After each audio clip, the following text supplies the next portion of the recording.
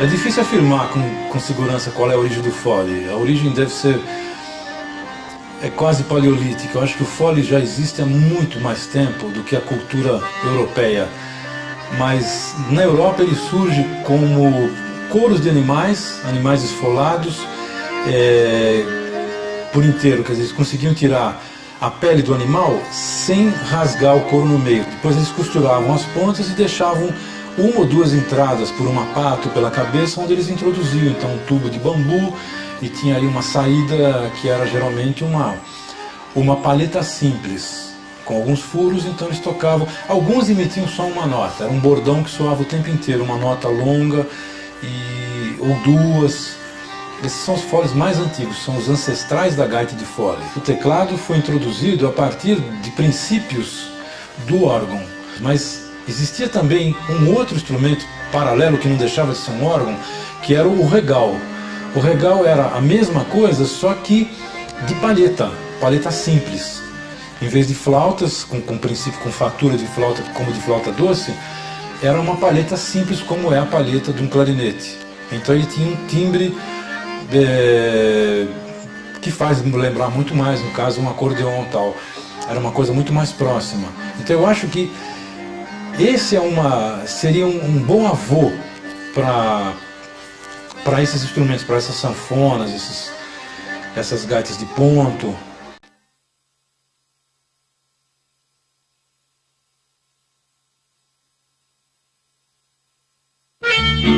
O Círio Damião, quando ele anexou o fole à gaita de boca, quer dizer, ele criou um sistema que com o botão você tocava várias palhetas, de forma que soava um acorde. Além de ser um instrumento que dá harmonias, ele é um instrumento que permite uma dinâmica também, né? Isso é uma coisa importante, porque essa possibilidade de você fazer crescendo e diminuindo e criar essas dinâmicas de intensidade são uma coisa que a época estava pedindo um instrumento polifônico, quer dizer, que trabalhasse com harmonia, que tivesse possibilidade de dinâmica e ainda com a vantagem de ser portátil o acordeon, né?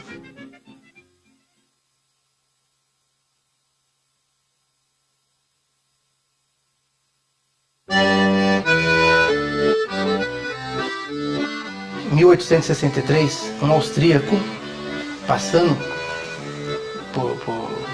pela Itália, tá? Ele estava indo a Loreto.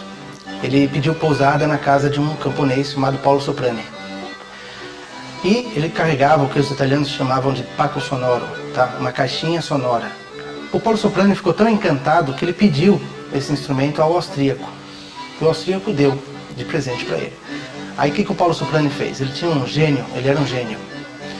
Ele desmontou todo o instrumento, reestudou, redesenhou e começou a fabricar. Em pouco tempo o Paulo Soprani já precisou ter funcionários, pessoas para ajudar. E assim nasceu a primeira fábrica de acordeões do mundo. Acordeon na forma como nós conhecemos hoje.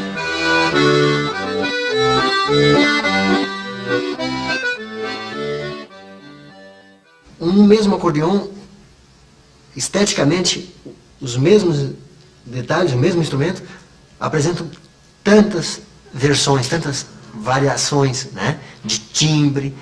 Na própria escala, você veja que o acordeon cromático tem aí 3, 4 tipos de escala, né? O acordeon piano, em função das possibilidades através dos registros, você pode explorar tantos timbres, né? Como os franceses, um timbre, os norte-americanos, outro timbre, o pessoal do leste da Europa, outro timbre. Por exemplo, você sabe que no jazz se utiliza uma sonoridade opaca, abafada, um registro de bassom. Dificilmente se utiliza um registro mais claro, como acontece com a música francesa e com outras formas de música. Para dar uma ideia, então.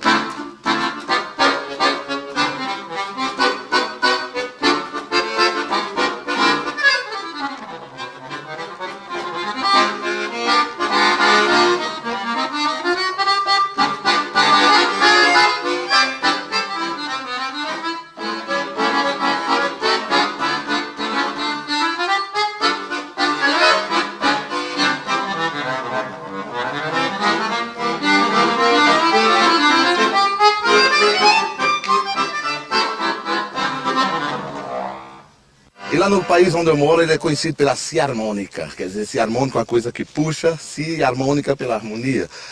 E é tocado muito a valsa, é tocado muito a polca, que é o folclórico austríaco.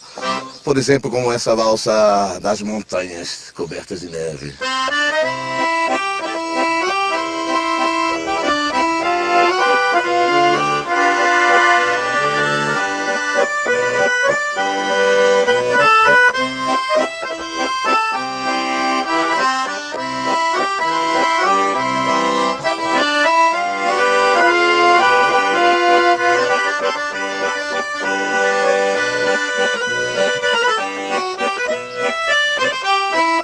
O ritmo mais do polonês, mais alegre, é a polca. Tem uma polca que os poloneses têm muita tradição, é muito tocada na Polônia, é muito alegre, chama-se polka usha. É uma dança dos que diziam ser os malandros de Varsóvia. Então seria um ritmo de polka, esse estilo aqui.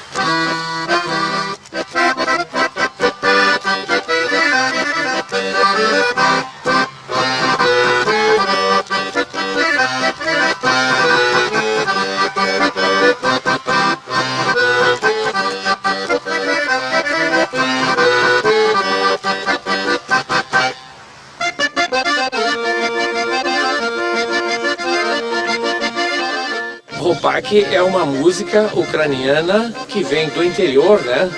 Mas é uma música, uma das mais conhecidas, vamos dizer assim, dentro do cancioneiro da música ucraniana, né? Na Itália, a sonoridade já é bem diferente.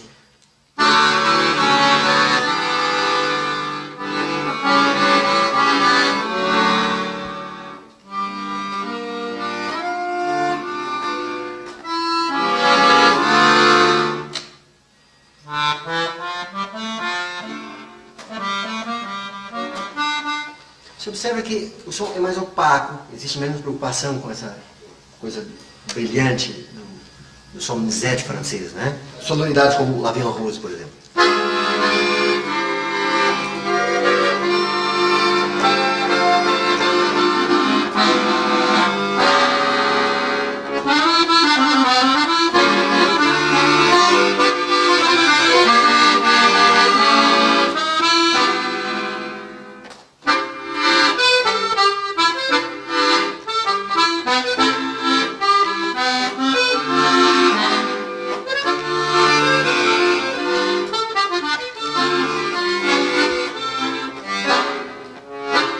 Um baiano sistema russo tem os recursos em ambas as mãos são os mesmos. Porém, na mão esquerda os graves estão de baixo para cima e na direita de cima para baixo. Exemplo.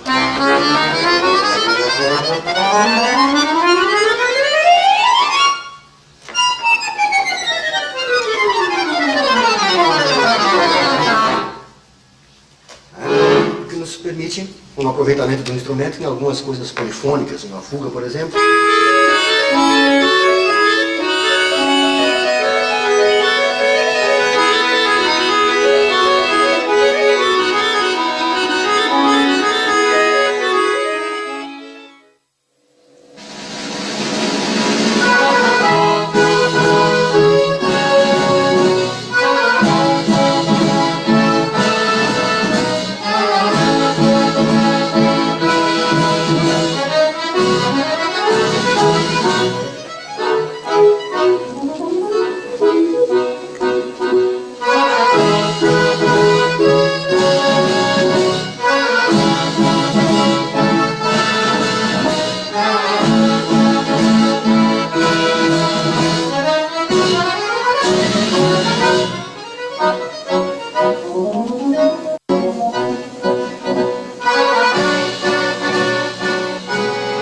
Unser Orchester wurde vor 15 Jahren gegründet und man hatte damals die Idee, dass man aus verschiedenen Städten Deutschlands die besten Spieler nimmt und sie zu einem einzigen Orchester vereint und dass man damit mit diesem Orchester mal ganz andere Literatur spielen kann, schwierige Literatur, die nur für Akkordeonorchester komponiert wurde.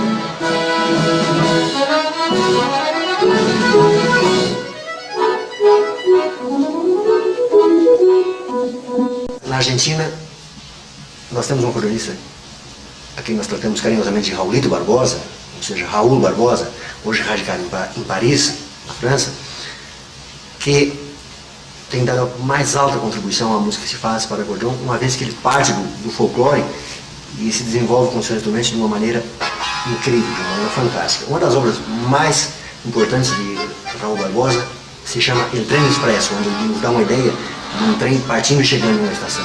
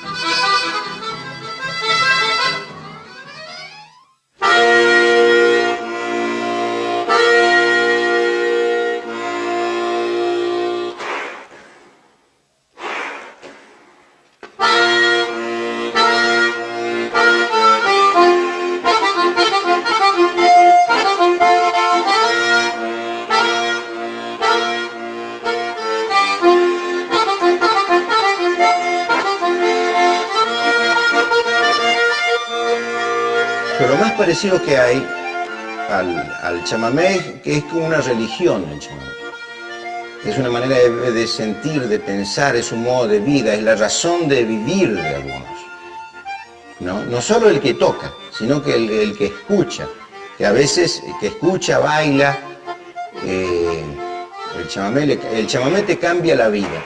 Entonces el fuelle está para eso, para cambiar la vida de los sonidos, para transformarlos en disparadores de lo que sentís y que te envenenen el alma. Es un instrumento, una herramienta para llegar a Dios. ¿Y cómo llegas a Dios si no siendo alma, siendo pureza de espíritu, siendo energía? Entonces, este instrumento puede ser tan triste como esto que te tocaba decir, o tan alegre como...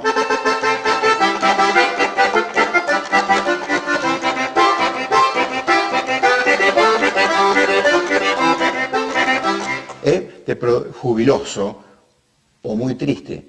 Para mí es una música que está muy conectada con la tierra, con el hombre, porque, o sea, cuando hablo del paisaje no hablo del río o del paisaje especial de la naturaleza que hace al contexto de donde se formó el chamamé, que es la selva, el contraste de la tierra colorada con el verde de la selva, y con el río, como el río Paraná y el río Uruguay, que tienen mucha fuerza, sino el hombre dentro de ese contexto.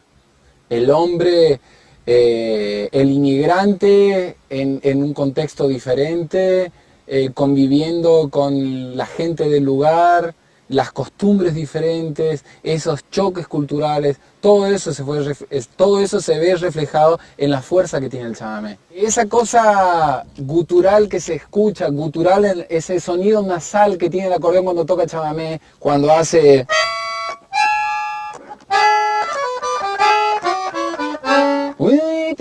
Es como si hablar, creo que ahí es donde está la influencia de la cultura guaraní. Cuando uno escucha hablar el guaraní, es un idioma muy gutural, muy nasal, como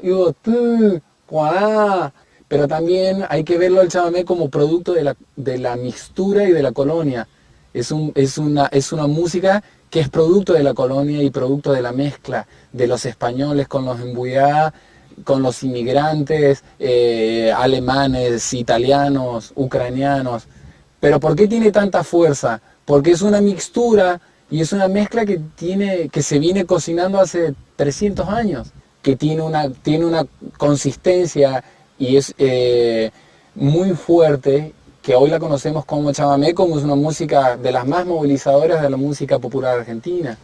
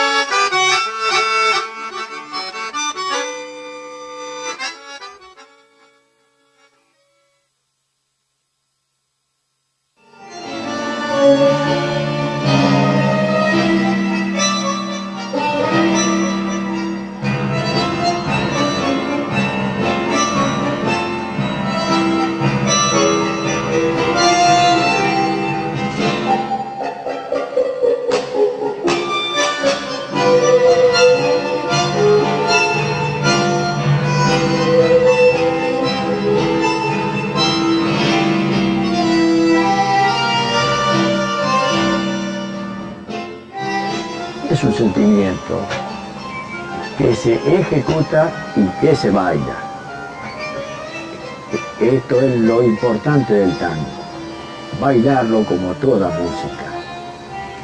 Y lo que yo hago principalmente es un tango bailable.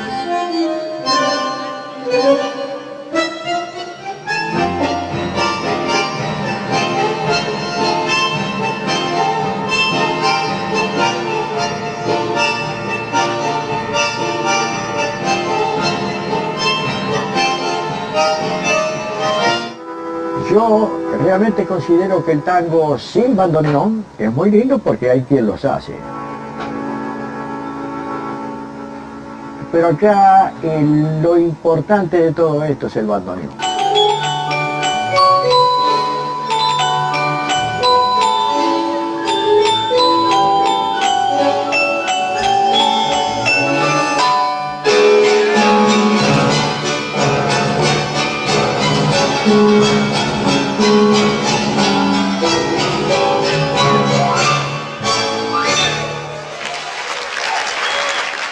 Realmente el aporte del bandoneón al tango fue realmente significativo e importante. El bandoneón aproximadamente llegó en los años 20, aquí, o años 30, aquí a Buenos Aires, y es un instrumento que llegó sin ningún tipo de ni de escuela, ni de técnica, ni nada. Los que recibieron el instrumento por primera vez no sabían concretamente cómo tocarlo. O sea que la técnica del bandoneón en el tango fue una técnica inventada aquí, ¿no? Los primeros bandoneonistas se sentaron con el instrumento y empezaron a sacarle partido como podían, sin métodos, sin maestros, sin historia. Era un instrumento sin historia, un instrumento joven, un instrumento casi un adolescente, un instrumento muy nuevo.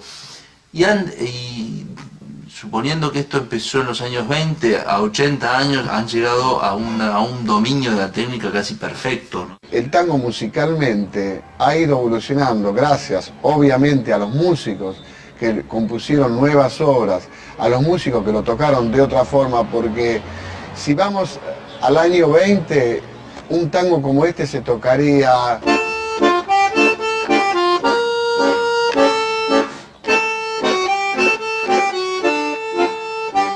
Después se le fue cambiando rítmicamente y sobre todo armónicamente toda la estructura del tango, y eso hizo que pudiera penetrar en otros niveles, que pudiera ser tocado por otros grupos y por grandes orquestas, y bueno, eso le dio un mejor y un mayor nivel al tango, a toda la música del tango. Entonces, un tango así, hermoso, pero que de esa época se escribió y se tocaba así, se puede llegar a tocar.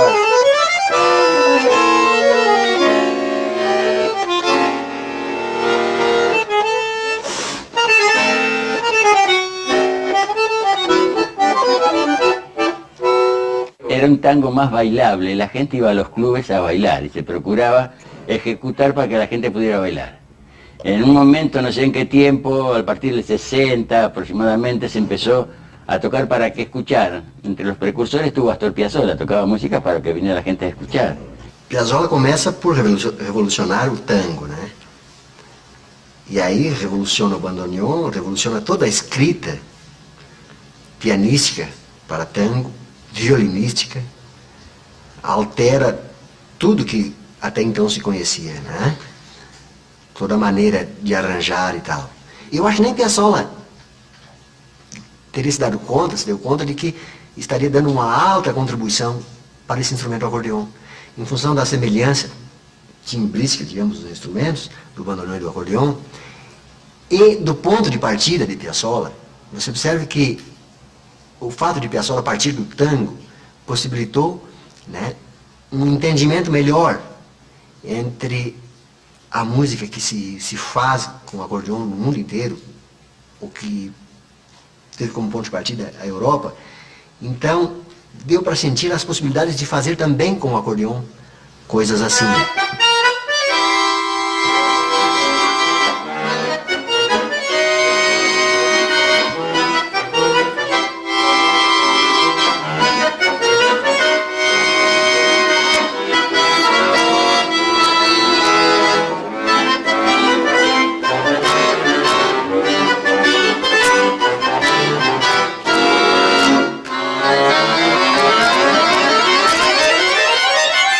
Por ahí de chico supuestamente todos creen que el tango no le puede gustar. Yo por ahí también pensaría lo mismo, pero como empecé de chiquito y tenés que llegar a la profundidad del tango y es muy lindo. Después de tantos años me dicen, ¿cómo es que no miro para tocar o no mira? La mente dirige a los dedos y los dedos parece la prolongación de mi alma, porque puedo tener cualquier problema, pero me pongo el instrumento en la espalda y ya soy otro señor, no sé. Hasta esquivo los problemas. Si yo tendría que expresar todos mis sentimientos, lo expresaría en un tango.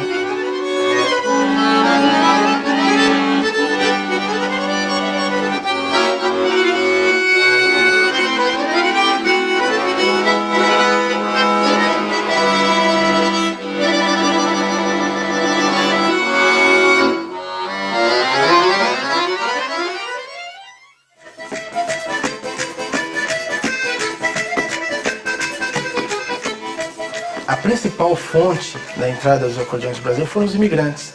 Quase todo imigrante que pôde trouxe o seu instrumento. E nessas vieram os famosos instrumentos aí, os acordeões. Naquela época tinha muito acordeão de estradela, né, que eram as cooperativas, que no começo do século foi a solução para eles lá na Europa. Depois entraram os instrumentos de Castelfidardo, que dominou o mercado. Os italianos vieram para cá, né, para São Paulo, para o sul, e em São Paulo se concentraram os fabricantes de instrumentos de corda, né? Então você tem fabricantes de violões, banjos, bandolins, né? E no Rio Grande do Sul se concentraram os luthiers fabricantes.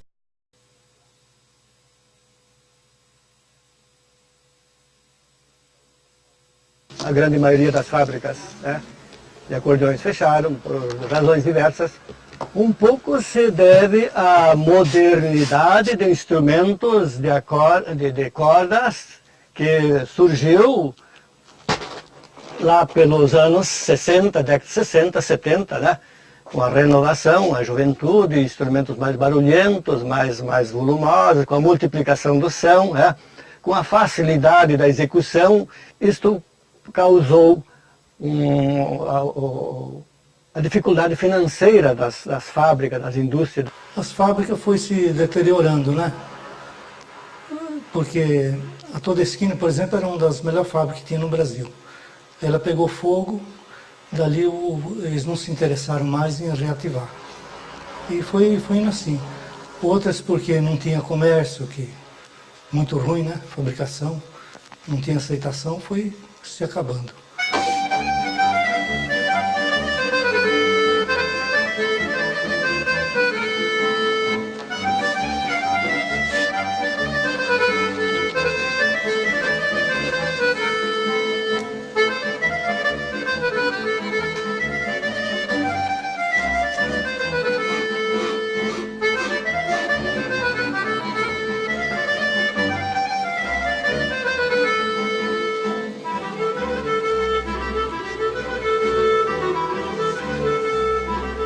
Brasil tem tudo favorável para se fabricar instrumentos. Ele tem um bom clima, ele tem madeira de primeira qualidade, tem aço de primeira qualidade, tem uma mão de obra relativamente barata. O problema é o capital inicial, que é muito pesado, não é? E a instabilidade do país. Hoje, eu particularmente não confiaria em investir alguns milhões aí a fim de fabricar instrumentos num país em que o governo decreta alguma coisa e você já foi à falência.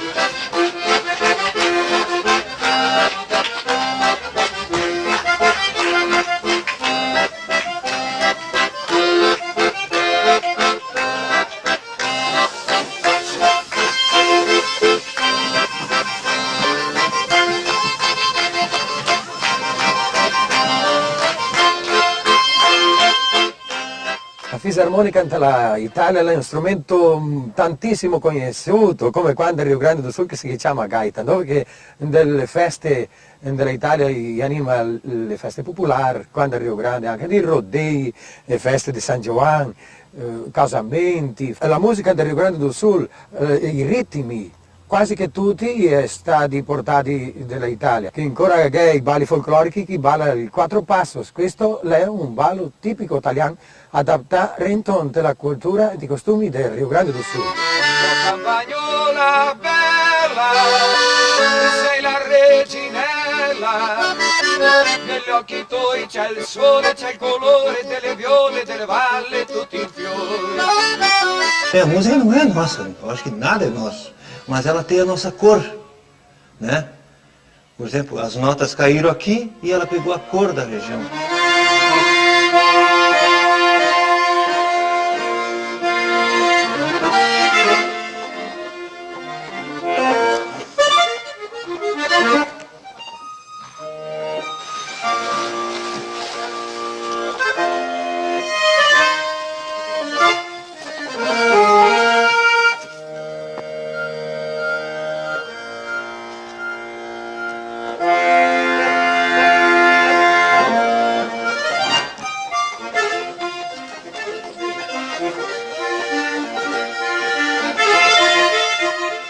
Nós aqui do Estado Gaúcho temos uma proximidade cultural muito grande com algumas províncias da Argentina.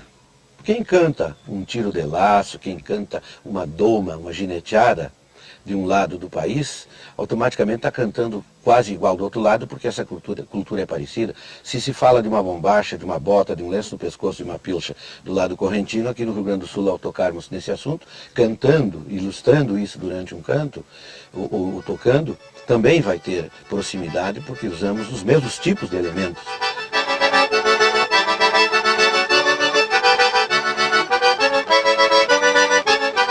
O bugio ele é baseado num movimento de fole e a dança do bugio aqui imita os passos do bugio. O bugio é um macaco que nós temos aqui que caminha 2 passos para um lado, 2 passos para o outro. Ele caminha esquisito assim, né? E aí tentou se criar e acabou se fazendo um gênero musical que se chama bugio, que se toca com uma forma específica de jogo de fole, do fole, e se dança imitando os passos do bugio.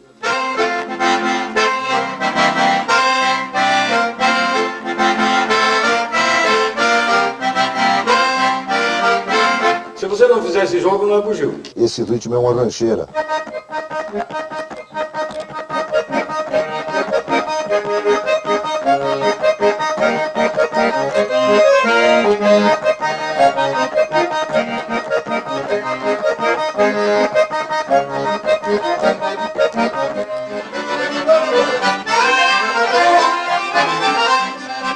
No fandango, tu toca a mesma música que tu toca há 10 anos no fandango, dependendo da situação e daquela sincronia que se estabelece com as pessoas que estão dançando. Tu consegue criar algumas coisas, às vezes num minuto de emoção, tu cria alguma coisa em cima do que tu já vem tocando há 10 anos. E a coisa da criatividade, da possibilidade de criar em cima fazer uma novidade velha, né? É um negócio maravilhoso, me fascina muito isso. Naquele momento que eu estou tocando, o envolvimento é total com a música, com aquele clima de baile, de público ali. Apesar de todos esses anos que eu estou tocando, eu sempre consigo me envolver nisso aí, eu me vejo envolvido nisso aí. Às vezes a gente acaba fazendo 5 horas e meia, 6 horas de baile, e tu não sente passar. Quando tu vê, igual terminou o baile, né? E aí tá cheio de gente, tu não dá vontade de parar, né?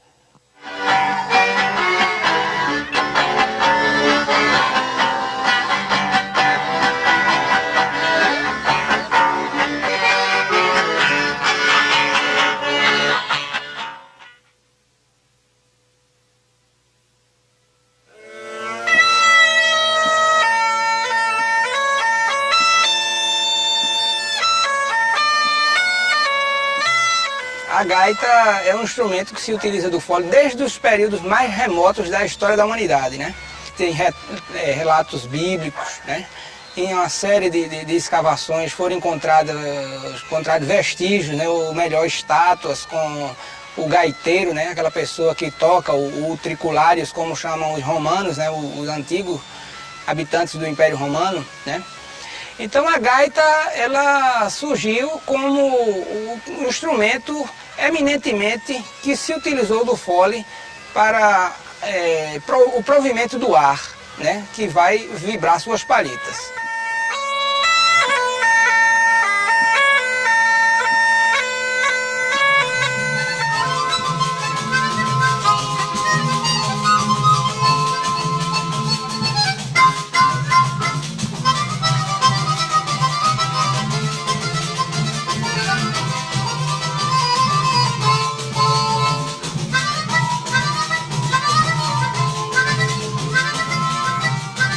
A harmônica, ela possui mais de 30 tipos de harmônica, e cada um desses 30 tipos tem mais as suas derivações e assim por diante.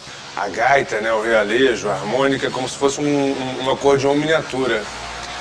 E a coisa do aspirar e do soprar que você tem no movimento do acordeão é feita, na verdade, com você aspirando e soprando, né? Quer dizer, o seu aparelho respiratório funciona como fole, né, no caso. A harmônica às vezes imita muito bem o acordeon e o próprio bandoneon. Existem técnicas que podem fazer isso, né? Por exemplo,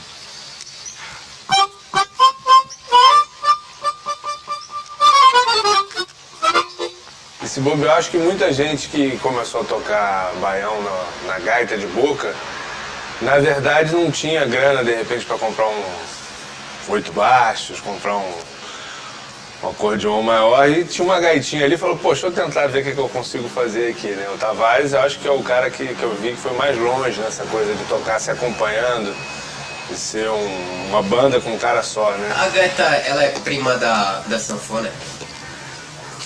É capaz de ser até filho. Por quê? Porque todos têm quase a mesma tonalidade, né? A diferença é que a gaita o acordeão a gente puxa, né, cada um, e a gaita é no sopro. Toca um forró, se chama forró arengueiro, que é a briga da gaita com acordeão.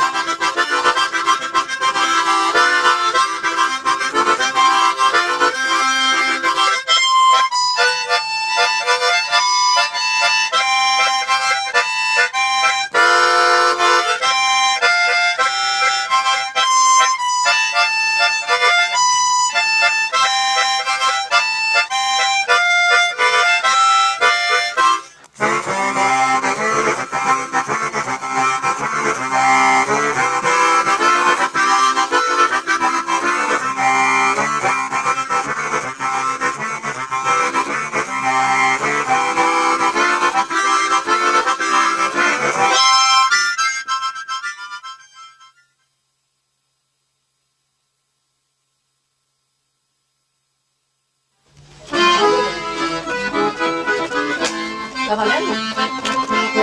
Quando for pra valer, tá?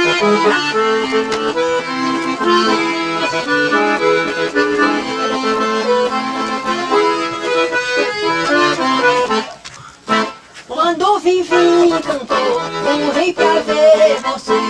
Atrás da serra o sol tava pra se esconder. Eu não esqueço, meu coração amor partiu atrás. Escutava o som da sanfona do meu pai, eu já sentia. Então eu sempre que ele saía de casa, eu ia no quarto dele, pegava a sanfona e ficava mexendo na sanfona, né? Tocando na sanfona. Ele não ligava, ele ia embora, né? E eu tô lá, querendo 8 baixo, né? Meu pai saía, eu pegava a sanfoninha, tô lá. Minha mãe chegava sempre, você não vai largar essa sanfona não, você não sabe que isso aí é coisa de homem? Isso não é coisa pra mulher. Aí eu já encostava lá, né? E nesse vai, mas eu nunca desisti. Eu sempre tô lá. É quanto que quando o Gonzaga levou nós para o Rio, que eu abandonei, eu já tocava uma música de 8 baixo, já tocava um shot.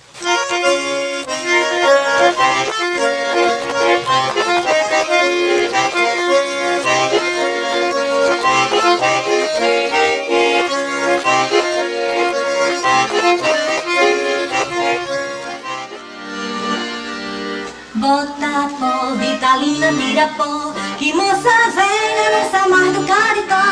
Bota pó, Vitalina, tira pó, que moça velha não sai mais do caritó. Moça velha quando é de manhãzinha, bota pó e bota ruge pra ficar engraçadinha. Eu sonhava estudar piano, só que a condição financeira da gente não dava. Então a mãezinha disse, estude sanfona, eu compro uma sanfona para você. Então eu fui estudar para a irmã Rodrigues. Então comecei a estudar sanfona e fui começando a gostar, né? Fui gostando da sanfona. E quando foi um dia, aí papai, o paizinho disse assim, tá passando um filme aí com uma moça tocando sanfona. Aí eu fui, ele me levou para eu assistir. Quando eu cheguei lá que via Adelaide Quioso naquela carruagem linda tocando sanfona, eu fiquei louca da vida, mas nunca das minhas sanfonas. As mocinhas de família, que costumavam falar, mocinhas de família, o pai comprava era piano, essa coisa para tocar em casa, bonitinho. E sair assim, fazer um trabalho assim, no mundo artístico era meio complicado.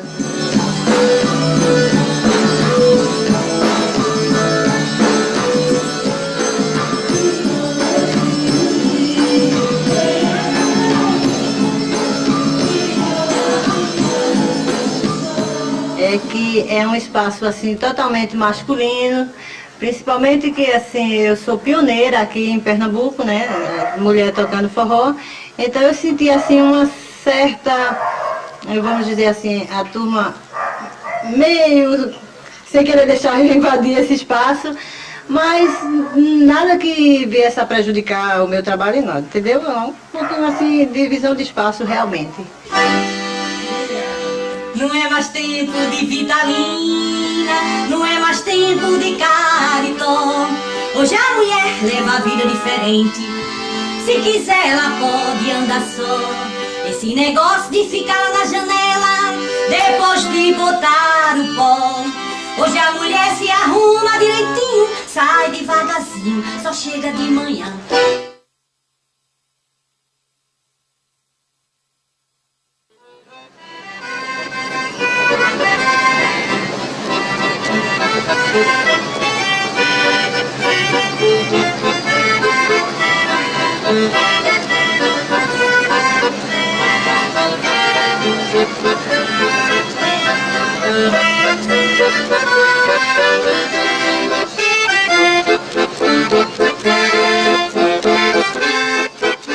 Estava trabalhando, descarregando caminhões, escorreguei, caí a minha pista que caiu em cima de mim, né?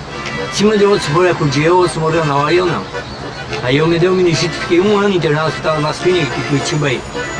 Aí diz, muitos médicos, outros médicos hospitais que foi remédio pingar errado na lista, né? Daí cozinhou a menina do olho, não tem mais jeito. Daí comecei a aprender isso aí. Isso aqui eu veio 2 anos a aprender. Eu tive que aprender isso e vim pra cidade, né? Pra poder viver, né? Todo dia eu pegava um pouquinho. Me aborrecia, né? Enjoava, daí. Aí via de novo e pegava até que aprendi. Me diz ditado. ganha um pouquinho de manhã para comer de tarde, né? Porque não ganha muito não. Mas e o acordeão é do senhor? Hã? Essa Não, gaita? essa aí não. Prestado. Prestado. E o senhor está esperando que alguém dê uma? Tô esperando que Deus tome o coração de algum para dar uma, porque a gente precisa, que é da gente mesmo, né?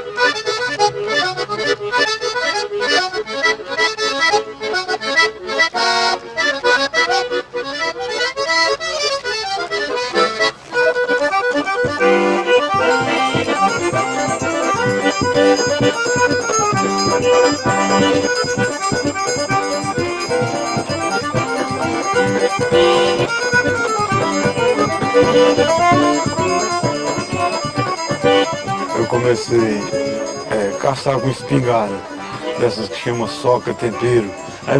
Aí aconteceu o acidente com 11 anos e eu perdi a vista, né? Aí daí o pessoal, a minha família é tudo músico. Aí rapaz, a gente tá pra esse menino aprender a tocar alguma coisa. Aí disse, vamos comprar uma sanfona, que a sanfona é um instrumento melhor para ele trabalhar com ela. Aí daí compraram uma sanfoninha de 12 baixos.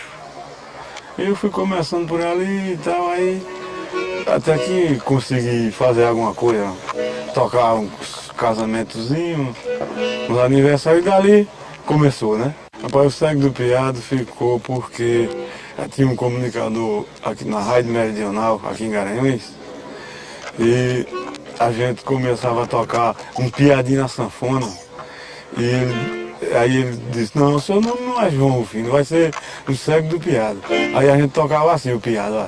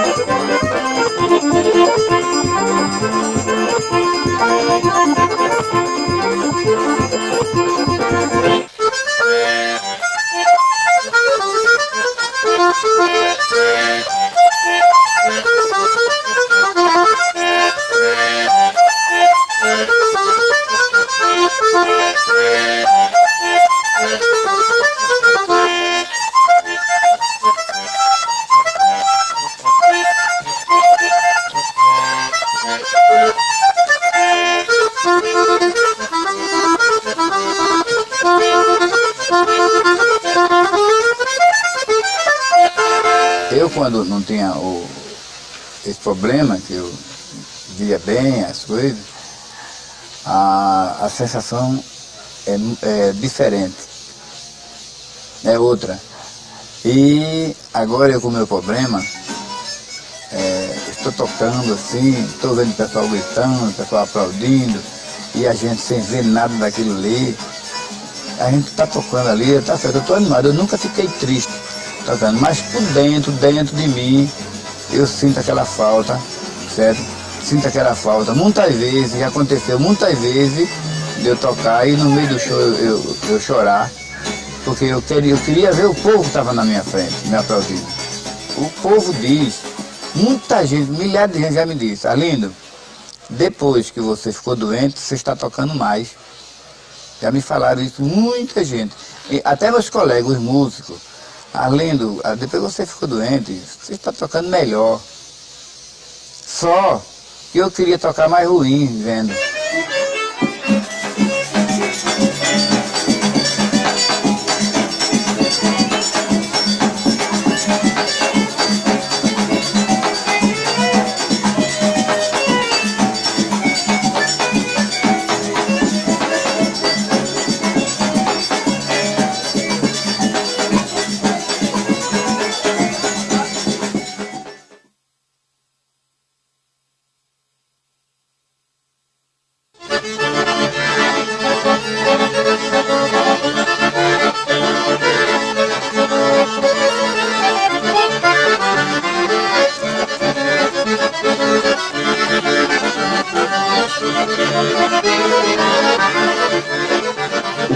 vem da natureza, já vem de família. É que nem o Gonzaga disse assim, de pai para filho, de filho para pai, então isso aí já é dote da natureza. É um grande acordeonista, se chama o Galeguinho Zé Azul, mas o nome dele é Toninho. O nome dele é Toninho. Agora que é um grande artista, então aprendeu quase a pulso, porque eu não deixava para ele pegar no meu fole, não. Não deixava porque eu tinha o maior ciúme, podia dar um baque e tal. Sofri muito para aprender a tocar sanfona, ele já apanhei muito, né? Porque ele nunca... Ele tinha o maior ciúme da sanfona dele, que eu não pegasse na sanfona dele, que ele morria de inveja. Tinha a ver que ele saía, ia até trabalhar. Pegava a sanfona, o acordeão, botava o acordeão numa posição, eu pequeno, para eu não tocar, né? Aí eu pegava a sanfona, tocava. Eu sei que eu trabalhando e sem saber que ele era um profissional. Mesmo assim que ele, aí muitas coisas saía para tocar, o povo dizia, mas Dedinho, seu menino vai ficar bom, outro seu filho vai ficar bom, outro seu filho vai ficar bom. Pronto, quer dizer, a voz do povo é a voz de Deus, hoje me orgulho, graças a Deus, eu não digo não, porque essa gente dizia que assim, o pai pode gravar porque é o filho, mas o povo é quem diz que é um grande acordeonista. Hoje ele é meu fã, mas antigamente ele não queria que eu pegasse na sanfona dele. Hoje eu vou lá na casa dele, ô meu filho, toca para papai ver, eu toco, a baba cai, sabe? Aí ele fica impressionado. Eu agradeço hoje o que eu sou por causa dele, né? Então quer dizer, o meu pai é acima de tudo, para mim é uma pessoa acima de tudo. Então ele faz, igualmente Luiz Gonzaga fazia com o Januário. Olha, a sanfona de Luiz Gonzaga era uma 120, botão preto bem juntinho, como negro empareado. Mas respeitava 8 embaixo, com 120 para 8 embaixo, era ali. É muita coisa.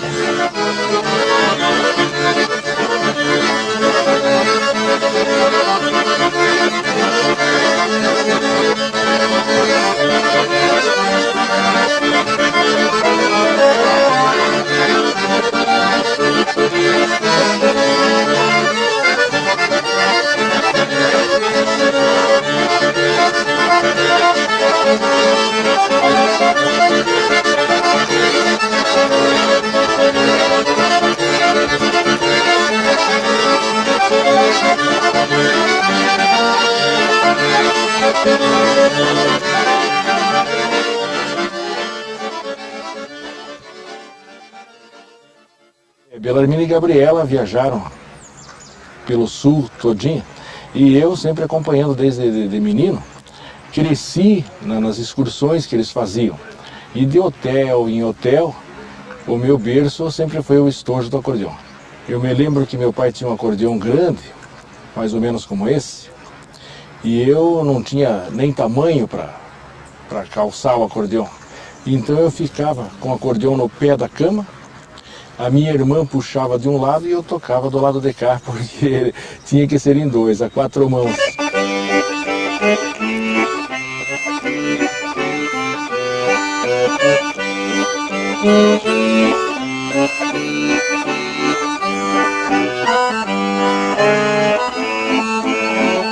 Belarmino e Gabriela, acho que foram os iniciantes do nosso folclore, da música do Paraná.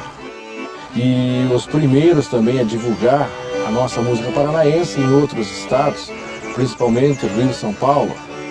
Belarmino e Gabriela, através das suas músicas, através da Rádio Guaracá de Curitiba, que divulgou muito o Paraná, Curitiba, e as mocinhas da cidade, foi um grande divulgador, um embaixador do estado do Paraná, foi as mocinhas da cidade.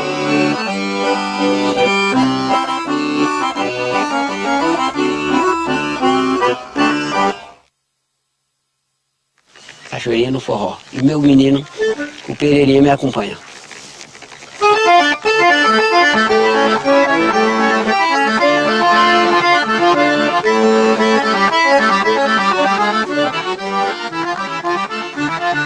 Eu fiquei emocionado de ver um menino desse tamanho, com 13 anos, pegar num instrumento desse, no meio de uma multidão de sanfoneiro velho, que nem tinha mais de 80 em Garanhuns, dia 12. Na festa de Dominguinho, e eu olhar assim e ver que ele toca melhor do que muitos com 30 anos de idade. Eu quero ensinar um pouquinho, mas ele fica meio assim, ele disse, não pai, pode deixar que eu estou com o CD aqui, eu mesmo pego a música. É desse que não quer ficar ensinando, parece que é um dote dado por Deus. Comecei a olhar meu pai puxando, aí deu aquele interesse de tocar. Aí eu fui aprendendo, até hoje eu toco. Primeiro escuto um CD 2 vezes, aí vou pegando de pedacinho a pedacinho a música. Aí passa a terceira, já passo sozinho já. Aí depois passo o CD de novo para ver se tá certo.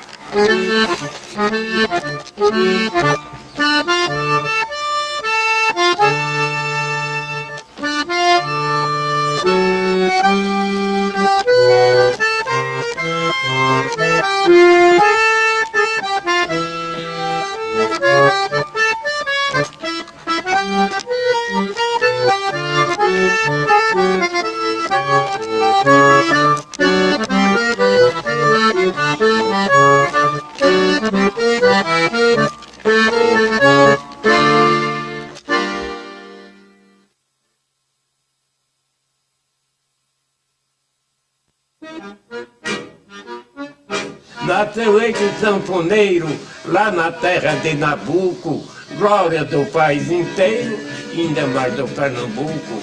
Foi artista preferido, em toda parte querido, do patrão e do operário. A joia pernambucana, prazer de Dona Santana e orgulho de Januário. Sua sanfona saudosa, com quem vivia abraçado, era a Santa Milagrosa, ressuscitando o passado. Até mesmo a criatura, sisuda de cara dura e de cruel coração, ficava alegre e ditosa, ouvindo a voz milagrosa dos grandes reis do Baião. Eu vou mostrar pra vocês como se dança o Baião, e quem quiser aprender, é favor prestar atenção. O acordeon tem, nas suas várias formas, tem dado muita contribuição a vários estilos de música. E Gonzaga, a contribuição maior, porque ele começou a inventar gêneros musicais. Ou seja, o baião, o xote, o arrastapé, que estavam no baú, e ele foi retirando tudo isso para mostrar ao Brasil todo. No início dos anos 50, os professores de os especialistas no instrumento chamavam de jogo de fole. E essa invenção era atribuída a Luiz Gonzaga, não havia antes dele. O chamego,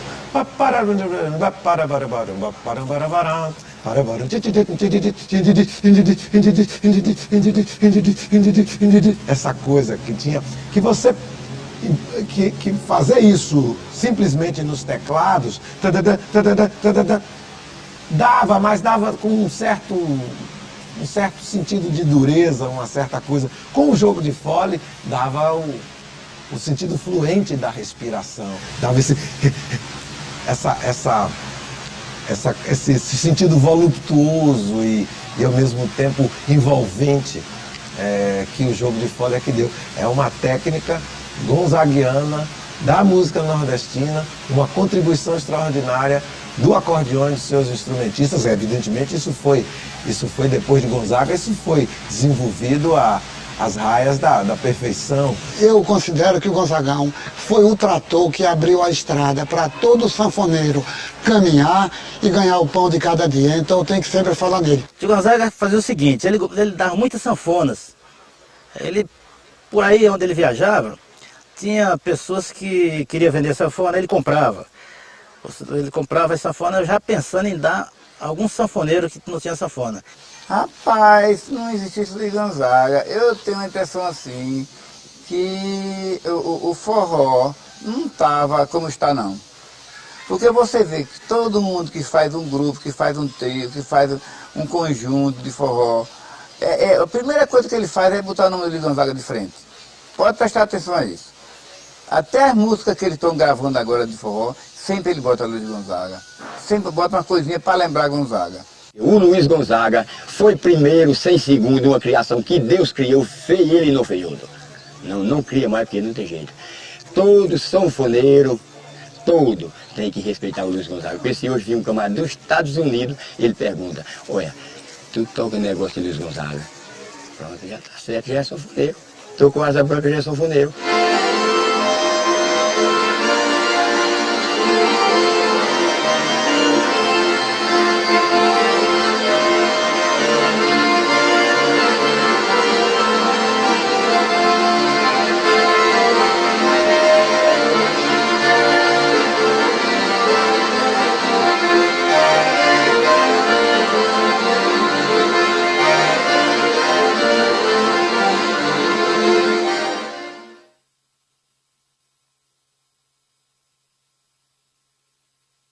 música de Portugal tem um efeito muito interessante na formação da música nordestina, porque na realidade o bailinho da Madeira, por exemplo, o bailinho de Portugal como um todo é um forró, é um ingrediente muito interessante que foi agregado ao forró.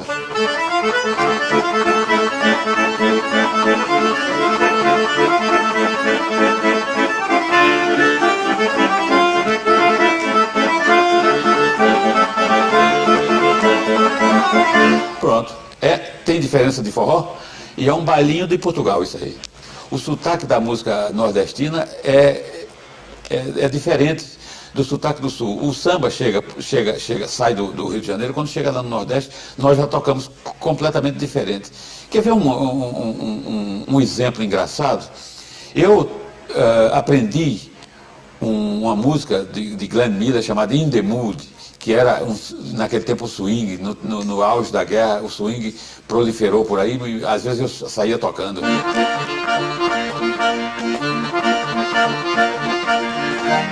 Essa música foi um sucesso medonho, só que os tocadores de fole de 8 baixo tocam essa música assim lá no interior.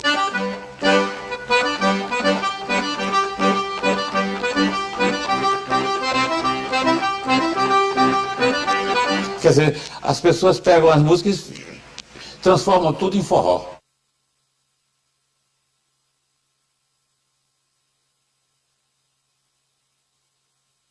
Gato sem unha não briga, e forró sem mulher não presta. Presta não, só presta com muita mulher. Pode ser velha, nova, 12, 13, 14, 15. Pode ser dizer assim, rapaz, mas o forró só tem velha, mas tem mulher. Também só tendo uma, a gente toca também. Chega a oportunidade da gente arrumar uma tocada, da gente for tocar, chega lá só tem o dono da casa. Não tem problema, a gente vai ganhando o dinheiro da gente, vai o contrato. Mas o que anima mesmo é se tiver muita mulher.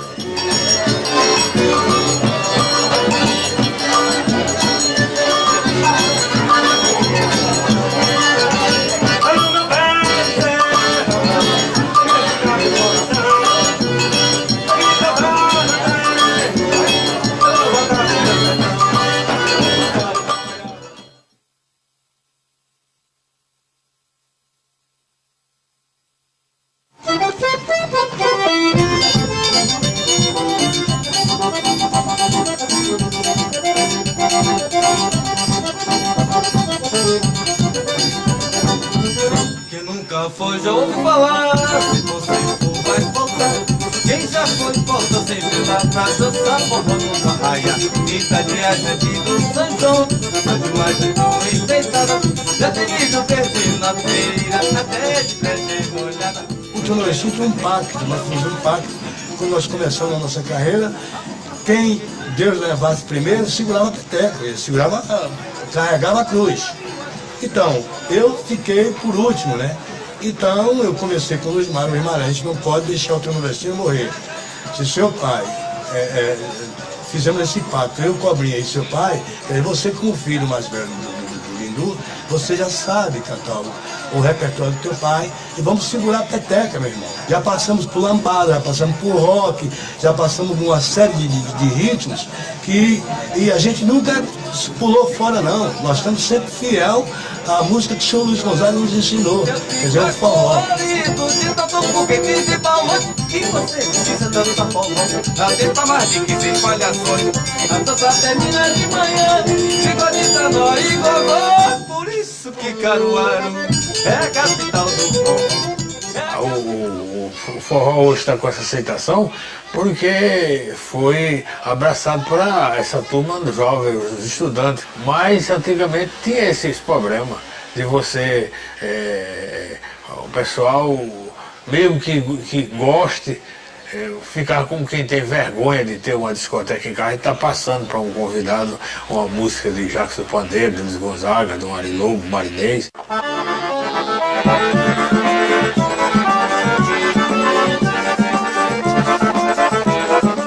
Forró é feito um programa de televisão que tinha antigamente, balança, mas não cai, né?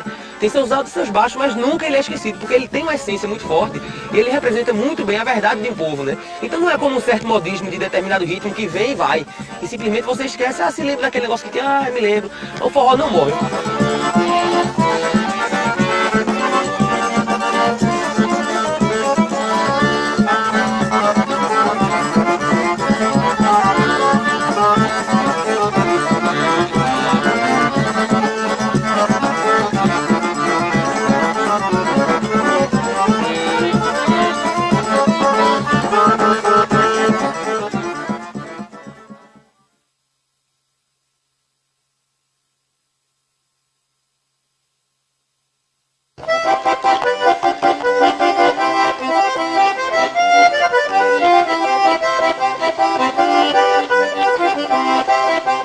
eu fui descobrindo mesmo outras sonoridades, juntando as inversões dos acordes e tudo, né? Sem perder aquela essência do forró. Você pega assim, toca um negócio de repente assim, por exemplo.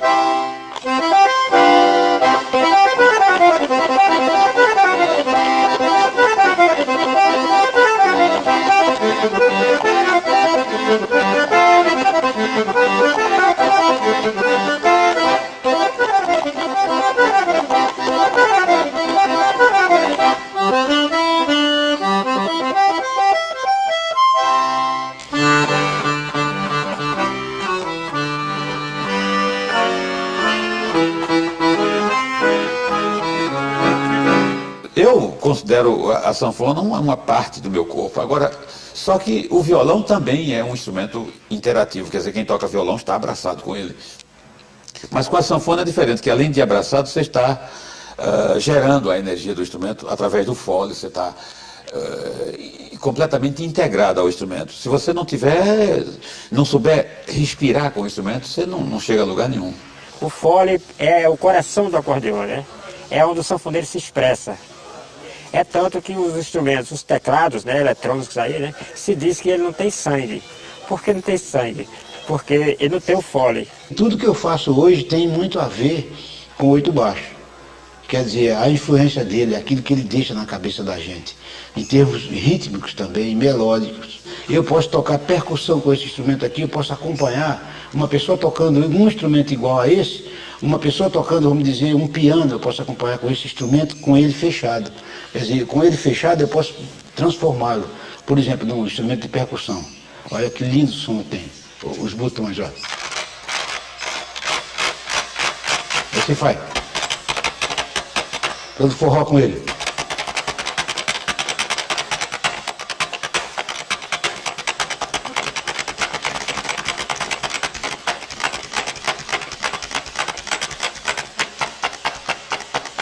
Shot. Eu só aprendi a tocar esse instrumento. Não aprendi a tocar piano, não aprendi a tocar violão, não aprendi flauta. Então, ele desde cedo tornou-se assim um companheiro maravilhoso, muito chegado ao meu peito. E é um momento que eu sinto muito prazer na minha vida quando posso tocar.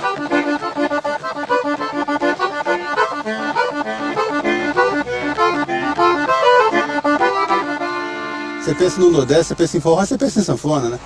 Você pensa no Sul, você pensa em música, você pensa em gaita, né? Agora nem tanto, mas você pensava um tempo aqui no interior de São Paulo, em dupla sertaneja, pô, quem que é o acordeonista, né? Então é muito ligado à festa, à celebração, né? Muito ligado a baile, à dança, à farra, né? Ao mesmo tempo, ele é um instrumento que pode melodizar e harmonizar, porque a mão direita você faz as melodias já com acordes, também a possibilidade harmônica muito grande, mas os contrabaixos, os baixos na mão esquerda, eles podem pontuar a música como os contrabaixos ou os cellos, né, nas orquestras, nos conjuntos de câmara ou nas orquestras sinfônicas. Então é um instrumento com uma dimensão sinfônica. Eu diria que a sanfona, na realidade, é o primeiro sintetizador que se tem notícia, né? Porque quem fez a sanfona fez pensando no órgão, no harmônio, e é um instrumento porque satisfaz as necessidades das pessoas solitárias no interior. Então as pessoas pegam o instrumento, começam a tocar e alivia muitas suas tensões. A maioria a impressão que eu tenho é que a sanfona foi inventada para camponês.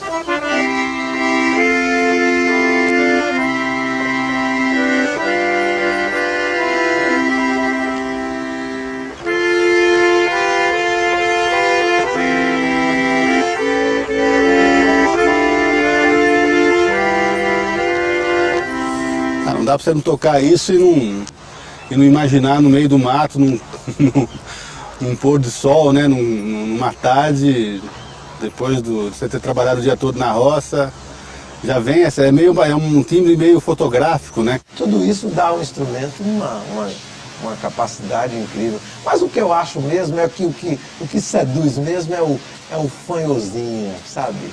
O Essa coisa de parecer um bichinho, é ao mesmo tempo um pássaro, uma cabra, um bode, um bezerro, uma vaca mugindo, sabe? É essa coisa naturalista, não é? Com a possibilidade de reprodução, ou da evocação de várias sonoridades ligadas à natureza, ligadas ao mundo animal, ligadas ao mundo vegetal. É tudo isso que dá ao acordeon, às sanfonas em geral e ao acordeon em especial, essa dimensão fascinante, né? Essa capacidade sedutora. Nós temos que ver que os instrumentos são feitos para a gente tocar, feitos para a gente, para a vibração da gente. Eu uso muito sempre a minha vibração. Eu nunca sou um instrumento do instrumento. O instrumento é que tem que ser o meu instrumento. Ele tem que estar lá para eu criar. Ele tem que ser o carro que eu vou dirigir, ele tem que ser o cavalo que eu vou andar, ele tem que ser o avião que eu vou pilotar, ele tem que ser o barco que eu vou navegar.